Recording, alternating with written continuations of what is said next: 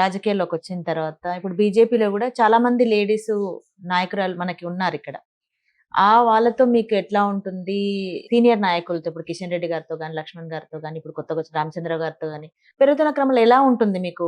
First senior leaders తో నేను ఇందాకే మీకు పార్షియల్ గా చెప్పాను. అవును.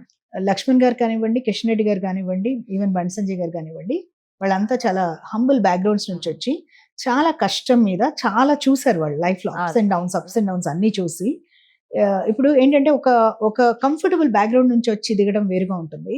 ఒక అప్స్ అండ్ డౌన్స్ చూస్తున్నప్పుడు ఏంటంటే ఒక సిద్ధాంతాన్ని ఇన్ని సంవత్సరాలు అంటిపెట్టుకొని ఆ సిద్ధాంతం కోసం నిలబడి వేరే పక్క చూపులు చూడకుండా మీరు ఇవాళ రేపు చూస్తున్నారు. కొంతమంది రాజకీయ నాయకులు ఎలా ఉంటున్నారు, ఇవాళ సీట్ రాలేదంటే వెళ్ళి రేపు సీఎం వేరే ఆ పార్టీలోకి వెళ్దామా, పవర్ లో ఉన్న వాళ్ళ దగ్గరికి, ఇట్లా ఉంటుంది యాటిట్యూడ్. లేదు ఈ పార్టీ పవర్ లోకి వస్తుందేమో దీంట్లోకి జంప్ చేద్దామా, ఇదే యాటిట్యూడ్. అంతా అందరు గోపిలే, గోడ మీద పిల్లలు చాలా వరకు. సో అలాంటి రాజకీయ నాయకులు ఉన్నాయి ఈ టైమ్స్ లో.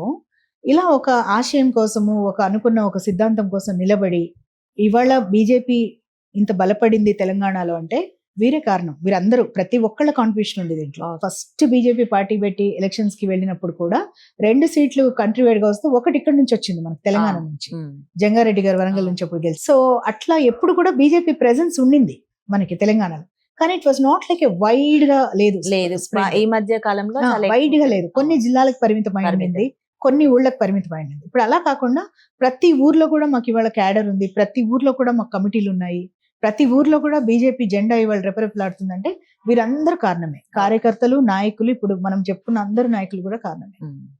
సో అందువల్ల I have utmost respect to all of them. అదే మహిళా కార్యకర్తలతో మీ అనుబంధం?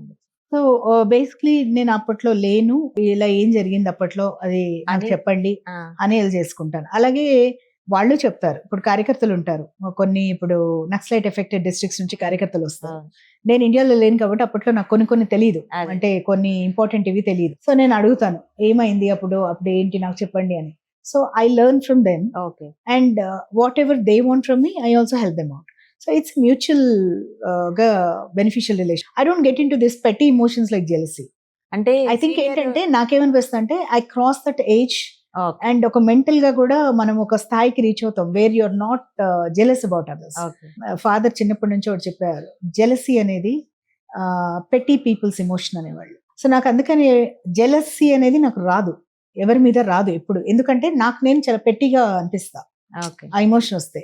సో నాకు అందుకని I'm better than a lot of people because of that thinking process అనుకుంటాను. ఎందుకంటే అది రానివ్వను నేను, నాకు ఆ జెలసీ రానివ్వను. అండ్ ఎక్కడ నాకు ఇష్టం లేని ఏమైనా జరిగితే లౌక్యంగా పక్కకి తప్పుకుంటాను, కానీ నేను ఐ డోంట్ దాన్ని ఒక ఇష్యూగా చేసుకొని ఎదుటి వాళ్ళని ఇబ్బంది పెట్టను, నేను ఇబ్బంది పడను.